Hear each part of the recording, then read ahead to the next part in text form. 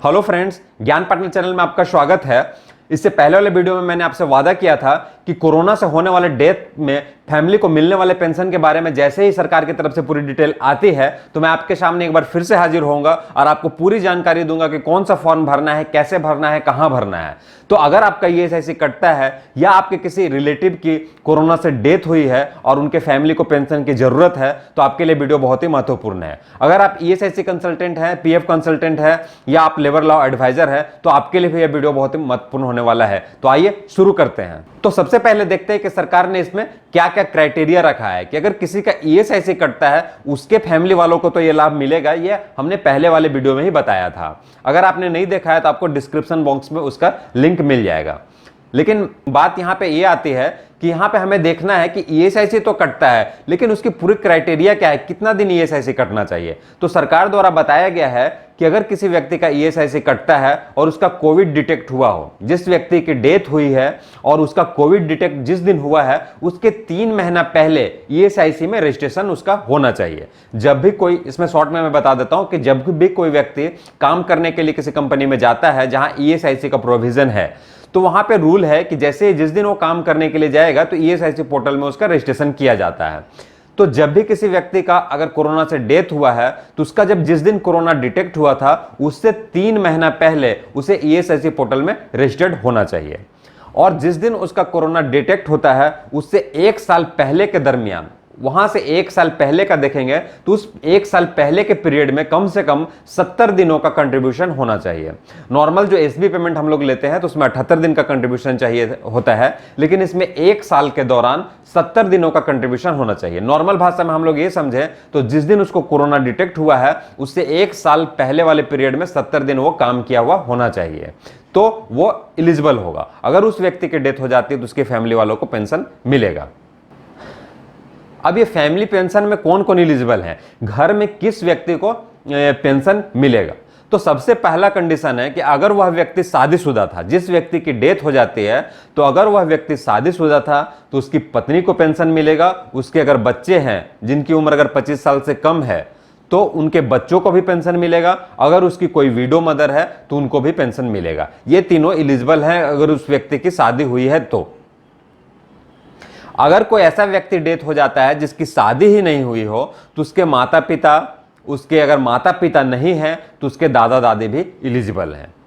तो किसको कब तक पेंशन मिलेगा, तो अगर उसकी जो वाइफ है जो विधवा हो चुकी है तो अगर डेथ होने के बाद उसकी वाइफ को लाइफ टाइम पेंशन मिलेगा। और अगर उसके बच्चे हैं तो उसके बच्चे की उम्र जब तक 25 साल ना हो जाए तब तक उनको पेंशन मिलेगा। जैसे ही उनका उम्र 25 साल हो जाता है तो बच्चे का पेंशन बंद हो जाता है, लेकिन उनकी जो बच्चे की जो माता है, जिस व्यक्ति की डेथ हुई है, उनकी वाइफ को लाइफ टाइम पेंशन मिलेगा। और साथ में अगर विडो मदर है, जिस व्यक्ति की डेथ हुई है उसकी अगर विडो मदर है तो उन्हें भी लाइफ टाइम पेंशन मिलेगा। कितना पेंशन मिलेगा, तो मैंने पहले वाले वीडियो में ही बताया था कि 90%। जो व्यक्ति का डेथ हुआ है उसकी पगार कितनी थी, उसकी सैलरी कितनी थी। अगर उसकी सैलरी 20,000 थी तो उसका 90% मिलता है। तो 20,000 का 90% होता है 18,000 रुपया। तो किसी ऐसे व्यक्ति की डेथ होती है जिसका अगर सैलरी 20,000 था तो उसके सारे फैमिली वालों को मिला के 18,000 पेंशन मिलेगा। अब मैंने बताया आपको कि उनकी विधवा मां को भी मिलेगा, बच्चों को भी मिलेगा, वाइफ को भी मिलेगा। तो सभी को 18,000 नहीं मिलेगा, बल्कि उसी 18,000 को सभी में एक रेशियो में डिवाइड किया जाएगा। जैसे वाइफ को 60% मिलता है, बच्चे ज्यादा हो तो कम भी हो जाता है, लेकिन ये पूरा 18,000 को ही डिवाइड किया जाता है। अगर किसी व्यक्ति की सैलरी अगर 10,000 थी तो 90% 9,000 होता है, तो 9,000 को सभी फैमिली में बांटा जाएगा। तो ऐसे उसके पगार पर डिपेंड करता है कि उनकी सैलरी जितनी अधिक होगी उतना ज्यादा उनके फैमिली वालों को पेंशन बनेगा। लेकिन इसमें एक क्राइटेरिया और है, किसी ऐसे व्यक्ति की डेथ हो जाती है जिसकी सैलरी बहुत ही कम थी तो कम से कम सैलरी, कम से कम पेंशन किसी भी फैमिली वालों को कम से कम पेंशन 1,800 रुपया प्रति माह जरूर मिलेगा। चाहे सैलरी कितनी भी कम हो जाए तो 1,800 रुपया कम से कम सैलरी जरूर मिलेगा। 1,800 रुपये से कम किसी भी सदस्य को सैलरी नहीं मिलेगा। और यह जो स्कीम है इसको पहले के डेट से ही लागू किया गया है। जैसा कि मैंने बताया था आपको, 24 मार्च 2020 से 23 मार्च 2022 तक यह स्कीम चलेगी।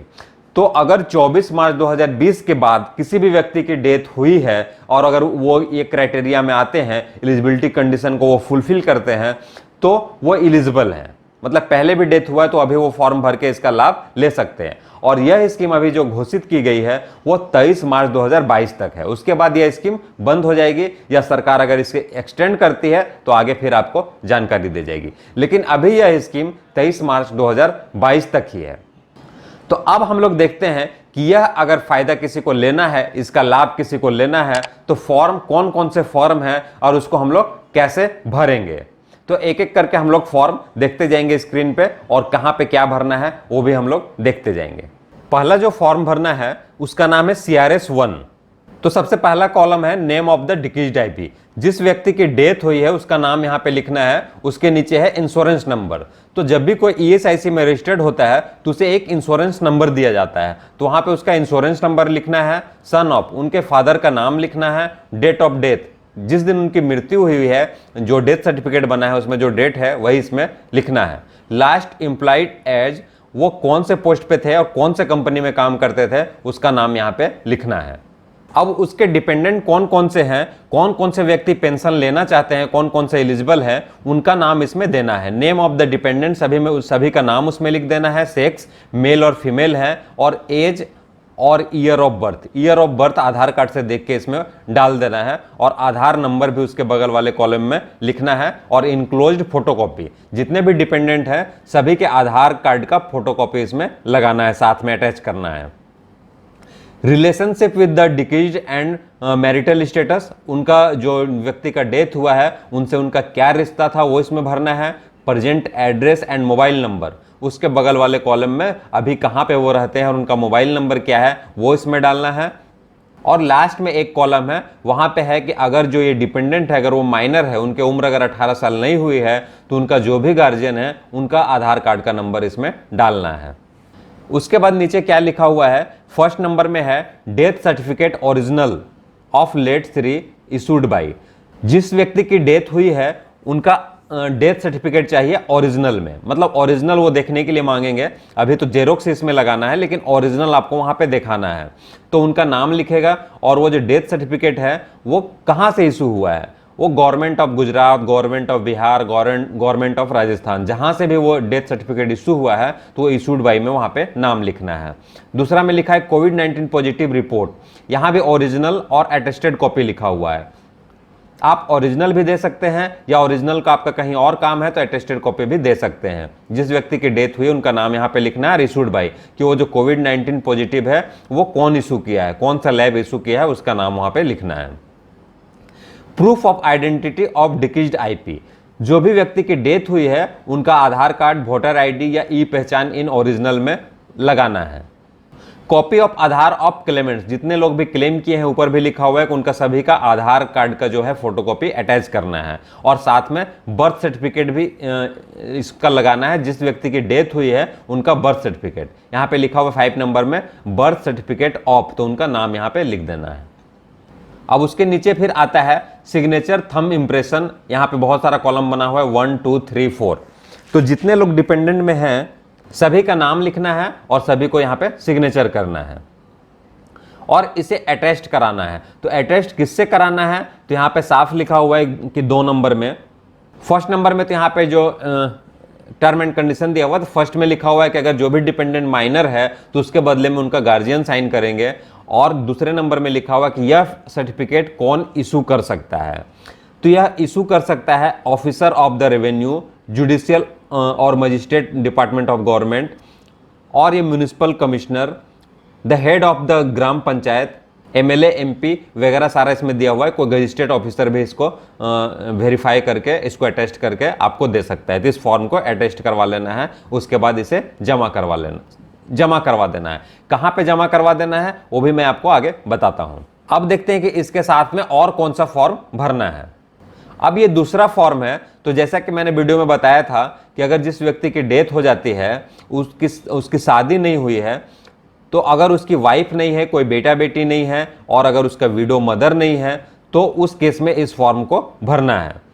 अगर उनकी वाइफ है, उसका बेटा है, बेटी है या विडो मदर है, तो पहले वाले फॉर्म को भरना है। और अगर ये तीनों नहीं है, कोई दूसरे डिपेंडेंट है, जैसे कि हो गए दादा दादी, नाना नानी, या फिर मम्मी पापा, तो ये फिर ये इस फॉर्म को भरना है। इसमें भी सेम कॉलम है, सीरियल नंबर यहाँ पे डालना है, उनका नाम सभी का लिखना है, जो जो डिपेंडेंट है उनके फादर्स का नाम लिखना है, रिलेशनशिप लिखना है, और एड्रेस और मोबाइल नंबर लिखना है, थंब इंप्रेशन या सिग्नेचर लगाना है, और लास्ट में आधार नंबर लिखना है। और इस फॉर्म को भी सिग्नेचर करके वैसे ही टेस्ट करवाना है जैसे कि मैंने पहले बताया था कि इसको भी वही लोग अटेस्ट कर सकते हैं। कौन कौन अटेस्ट कर सकते हैं? जैसे म्यूनिसिपल कमिश्नर हुआ, ग्राम पंचायत का जो हेड है वो कर सकते हैं, जो है उसमें MP MLA वगैरह, इसको भी अटेस्ट करके फिर जमा करवाना है।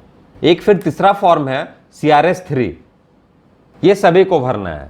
जितने भी डिपेंडेंट है सभी को इंडिविजुअल ये फॉर्म अलग अलग भरना है। इसमें name of the decreased IP, जिस व्यक्ति की डेथ हुई है वहां पे उनका नाम लिखेंगे, उनका इंश्योरेंस नंबर लिखेंगे, अपना नाम लिखेंगे और उनके साथ क्या रिलेशनशिप है वो यहाँ पे लिखेंगे, और साथ में नीचे बैंक डिटेल देंगे, क्योंकि जब आपका ये केस पास हो जाएगा तो जो भी पेंशन है वो आपके खाते में आएगा, तो यह सारा बैंक का डिटेल यहाँ पे भर के देना है। Name of the bank, bank का branch address, bank account number, MICR number, IFSC code वगैरह सारा भर के, और ऊपर एक फोटो लगा के सभी क्लेमेंट को अलग अलग देना है। और साथ में नीचे में क्लेमेंट का यहाँ पे सिग्नेचर भी करना है और उनका प्रेजेंट एड्रेस और मोबाइल नंबर भी लिखना है। अगर वो डिपेंडेंट माइनर है तो उसके गार्जियन नीचे वाले कॉलम में साइन करेंगे और अपना एड्रेस मोबाइल नंबर लिखेंगे। एक और फॉर्म है CRS 4, ये किसको भरना है? तो जो डिपेंडेंट है अगर वो माइनर है तो उनको ये फॉर्म भरना है, या वाइफ को भी भरना है, मतलब सभी लोगों को ये भर के देना है। वाइफ इसमें ये भर के देगी कि हम दोबारा शादी अभी तक नहीं किए हैं, ये भर के देना है। बच्चे ये भर के देंगे कि हमारी जो उम्र है अभी वो 18 साल से कम है, तो हमारा जो भी गार्जियन है वो मम्मी है, या जो भी गार्जियन है वो इसमें भर के देना है। और ये भी भर के देंगे कि हमारा एज है वो 25 से नीचे है। अगर कोई भी व्यक्ति है जो इनफर्म है तो वो भी ये भर के देगा सर्टिफिकेट कि हम इनफर्म है, मतलब ये इसमें एक सर्टिफिकेट सभी से ये लिया जाएगा, इसमें भी साइन करके भरना है। तो ये चारों फॉर्म को भर के आपको कहां पे जमा करना है? ESIC के ब्रांच ऑफिस में। तो ये चारों फॉर्म को भर के आपको नजदीकी ब्रांच ऑफिस, ESIC का जो भी आपके नजदीक में ब्रांच ऑफिस है वहां पे जाके आपको इसको जमा कर देना है। कोई भी ब्रांच ऑफिस लेने से मना नहीं कर सकता है कि आपका जो भी डिक्रीज्ड पर्सन है, जो व्यक्ति की डेथ हुई है, उसका ब्रांच ऑफिस दूसरे जगह है, यह बोल के लौटाया नहीं जा सकता है, बल्कि इसे जो भी आपके नजदीक में जो भी ब्रांच ऑफिस है वहां पे जमा कर देना है। अगर जिस व्यक्ति की डेथ हुई है उसका इंश्योरेंस नंबर कहीं दूसरे से पर्टेन करता है, दूसरे ब्रांच ऑफिस से पर्टेन करता है, तो ब्रांच मैनेजर का यह कर्तव्य बनता है कि उस फॉर्म को लेके सारा जांच करके उस सारे फॉर्म को वहां पे फॉरवर्ड कर दें। फिर आपको उस ब्रांच ऑफिस से अगर कोई जानकारी के लिए आपको बुलाया जाता है तो वहां पे जाना पड़ेगा, क्योंकि सारे फॉर्म में आपका मोबाइल नंबर तो दिया हुआ है। तो जैसे ही केस पास हो जाएगा तो आपका पेंशन स्टार्ट हो जाएगा। अगर आपको ये जानकारी अच्छी लगी हो तो इसे वैसे व्यक्तियों में जरूर शेयर करें जिस व्यक्ति को इसकी जरूरत है। अगर आपके नजर में कोई ऐसा व्यक्ति है जिसकी डेथ हो गई हो और उनका ESIC कटता हो, तो उसके फैमिली वाले को जरूर बताएं और यह वीडियो उन तक जरूर पहुंचाएं। साथ ही वीडियो को लाइक कर दीजिए और हमारे चैनल को सब्सक्राइब भी कर दीजिए। Thank you, bye bye.